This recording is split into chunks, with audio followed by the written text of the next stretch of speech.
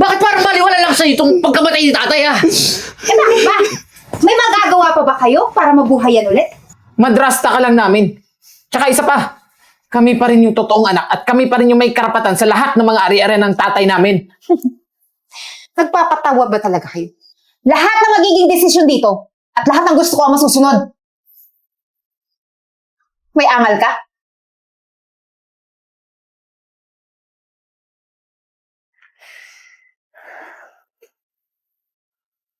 Talagang humihinga ka pa? Kung ako sa'yo, huwag ka nang lumaban. Ang gusto kong mangyari, sumama ka na dun sa hukay ng asawa mo. Kasi kating-kati na akong makuha lahat ng kayamanan mo. At kapag nangyari yun, magbubuhay prinsesa na ako.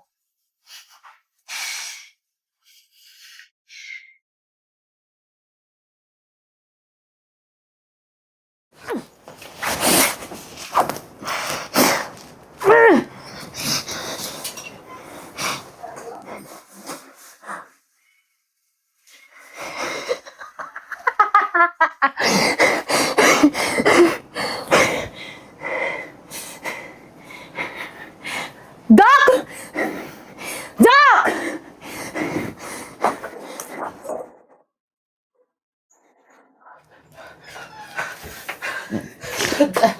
Dok,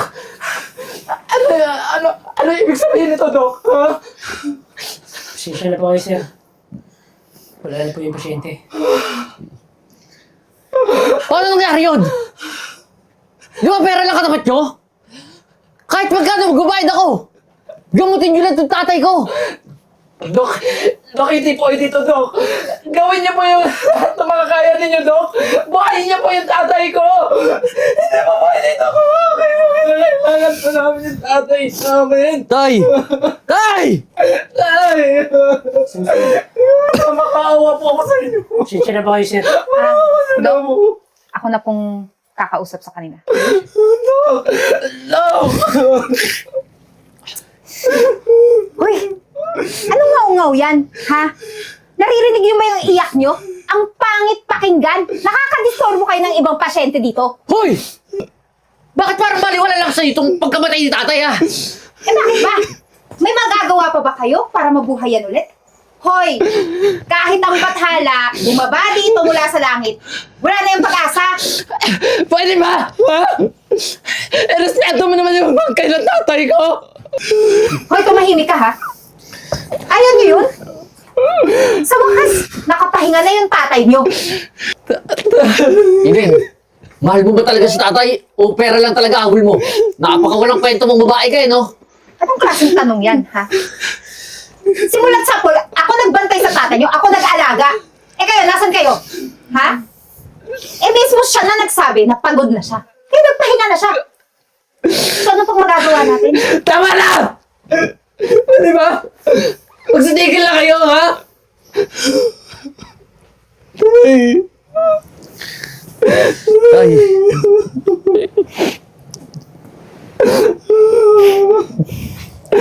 Tay.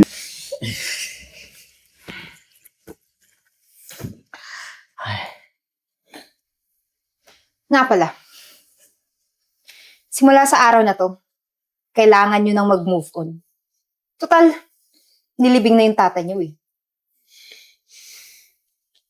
Dahil, marami nang magaganap na pagbabago sa bahay na to, pati sa business na naiwan ng tatay nyo.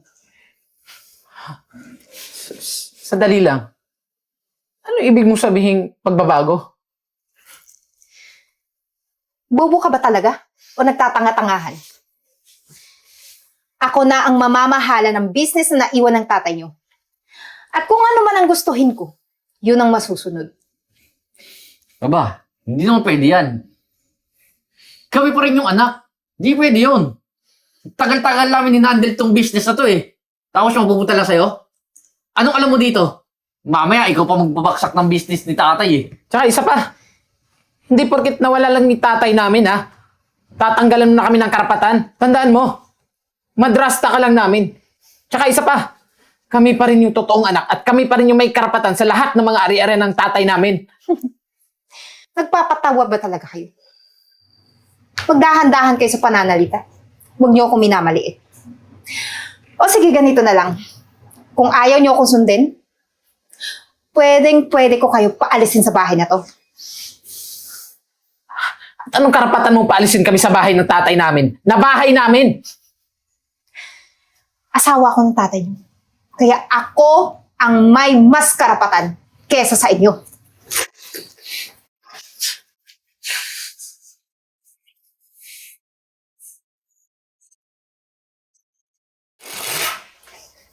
Ano yan? Ba't yung pinagbabagsakan ng kutsara tinidor? Eh, dapat nga pinagsisilbihan niyo ko eh. Ano ka, prinsesa? Oh, kumain ka sa sarili mo. Tsaka isa pa. Bakit nawawala dito si Mariman? Eh, hindi na nga siya nagluluto dito sa bahay. Kanina pa namin tinatawag dito, wala. Wala na si Marimar. Pinalis ko na. Mabuti na yun. Kasi, dagdag lang yun sa pasahurin. Eh, bakit mo naman pinaalis? Eh, alam mo naman na yun lang yung katulong natin dito sa bahay. Tsaka, wala kang karapatang mag-decide kung papaalisin mo yung tao. Hoy, may karapatan ako dito. Kaya nga pinalis ko, di ba? At simula sa araw na to, kayo na yung magiging katulong. Aba, teka lang. Di pwede yan. Anak kami ni tatay at di kami pwede maging katulong dito. Huwag mo nga akong sinasagot-sagot. Simula nung nawala yung tatay mo, ako na ang may karapatan dito. Dahil ako ang asawa. Karapatan, ha? Kapal naman ang mukha mo.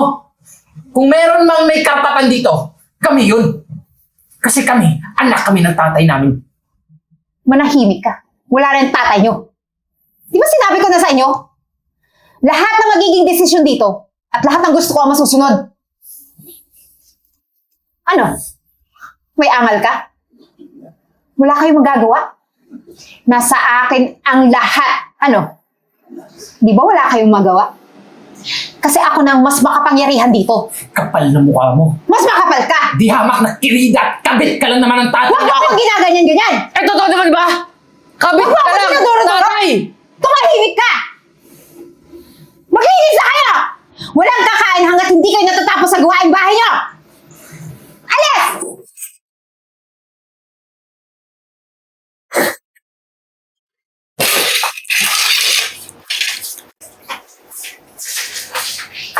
O, Jay, ba't nag-uugas ka dyan? Huwag mo sundin yung babaeng yun. Di naman tayo katulong dito eh. Ayun na nga eh. Hindi tayo katulong dito. Pero anong ginagawa niya?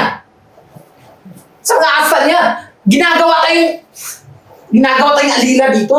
Tsaka parang hawak ang tayo niya sa leeg eh. O bakit? Tayo pa rin naman magdidesisyon, di ba?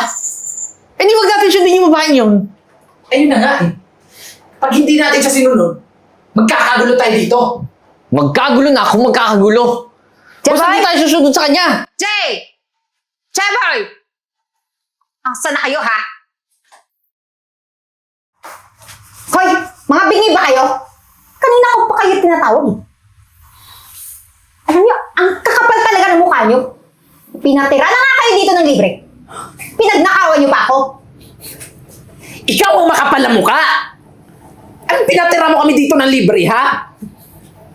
Ipapaalala ko lang sa'yo. Sa amin ang bahay na to. Kasi ikaw, kabit ka lang. Kabit! Huwag niyong ipapamukha ng kabit ako. Dahil ginusto ako ng tatay niyo. At hindi lang pala kayo magnanakaw, eh. Mga sinungaling! Kaya ilabas niyo ng alahas ko! Hoy! Huwag mo ipipilit sa amin na nasa amin yung alahas mo, ha? Hindi kami magnanakaw! Eh bakit? Eh totoo naman, di ba? Wala na kayong pera. Kaya dito kayo sumisiksik! Huwag mo kaming pagbibintangan na magnanakaw, ha? Dahil kung meron mang magnanakaw dito, ikaw yun! Dahil lahat ng meron kami, ninakaw mo. Tumahimik ka. O sige! Hindi niyo ilalabas yung alahas ko? Tatawag ako ng pulis para makulong kayo! O di kaya, ang mas mabuti pa, lumayas kayo dito bago ako tumawag ng pulis. Layas! Isa! Daan mo to, ah. Dalawa! Hindi pa tayo tapos. Tatlo! Ano? Ang bilis ka sabi eh!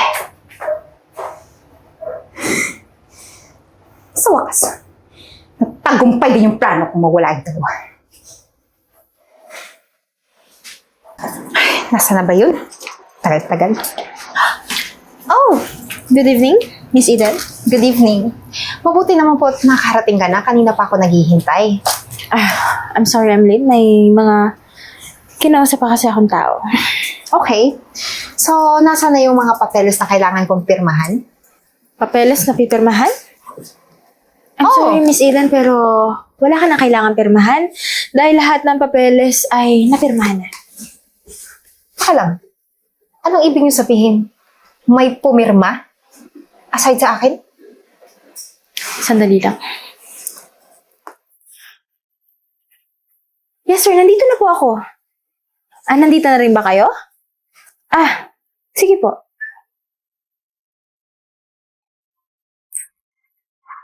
Andito na sila. Teka lang. Anong ibig sabihin nito? Sila yung pumirma? Ako yung asawa? Ang ibig sabihin lang nito, Miss Eden, ay ni isang ari-arian ni Mr. Marlon Española ay walang mapupunta sa'yo. Lahat ay mapupunta sa kanyang mga anak. No! Hindi yan totoo! Baka niretokin nyo lang yung papeles na yan! Abogado, alam ko kung paano tumatakbo ang batas. Oo. Huwag mo kay questionin yung trabaho ko. Isa pa, nung kinausap ako ni Mr. Marlon tungkol sa last will and testament niya, alam niya ang totoo. At di ba kaya nga siya na hospital dahil nahuli ka niya na may kalaguyo ka. At isa pa niyan, nareklamo ka niya. Officer! Mama, mabuti pa. Teka lang! Mama na kayo. Anong ibig sabihin nito, ha? Teka lang, ano to, ha? Ma'am, hinuhuli po namin kayo. Sa salang pagpatay sa asawa niyo. Meron po kayong karapatan manahimik at kumuha ng sariling abogado. Kaya mabuti pa sa presinto na kayong paliwanag. Kala mo ba, ha? Na basta-basta na lang kami maniniwala? Na ganun-ganun na lang? Ang mangyayari sa tatay namin, ha? Basta-basta na lang siya mawawala? Noon pa lang, may duda na kami sa'yo. Lalong-lalo na dyan sa pagkatao mo. Pinaimbestigahan namin ang hospital. Nalaman namin na hindi yung atake ni tatay yung sanhi ng pagkamatay niya. Pinatay mo siya! Pinatay mo yung tatay namin! Hayop ka! Baka wala iya mo! Nawalan kami ng tatay ng dahil sa'yo! Kung wala ka nang sasabihin, officer, pakabitbit mo siya. Tara na, ma'am. Mr. Mr. Jaboy, condolence. Kinalulungkot ko yung nangyari sa inyo, pero kailangan po natin sumunod sa presinto para maipaliwanag yung statement niya. Tara na po. Sige po, attorney.